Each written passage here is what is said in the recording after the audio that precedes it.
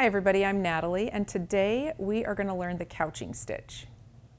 So couching stitch is great for adding texture, and you're going to start by putting in the larger piece of yarn or floss or whatever it is that you're going to stitch over.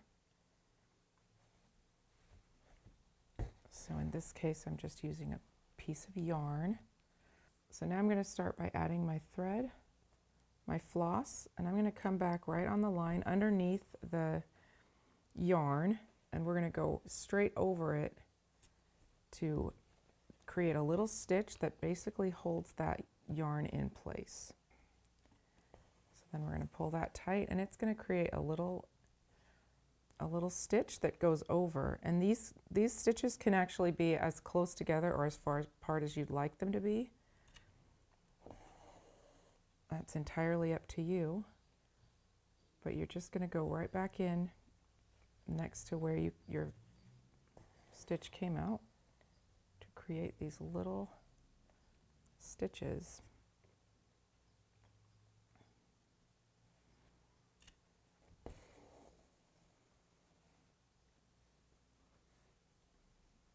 And it doesn't matter actually if you go top to bottom or bottom to top, that's up to you, because all you're doing is attaching that thicker piece of thread or floss. It could be jute, yarn, whatever you want it to be, but you can see if I move the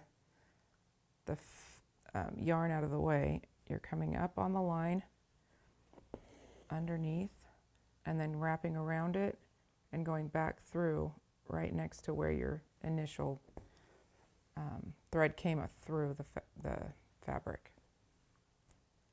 And it just makes a cute little detail. This would actually be really fun for outlining, doing like a monogram or any kind of fun design on your project.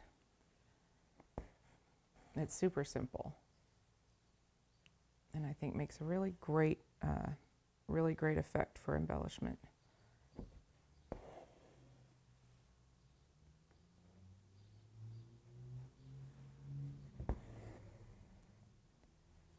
And you can see I'm just eyeballing it. If you wanted your little, I don't know what to call these, your little stitches, if you wanted them to be an exact distance apart, you could go through and mark it like every 1/4 of an inch or farther apart or closer, however you want it to look.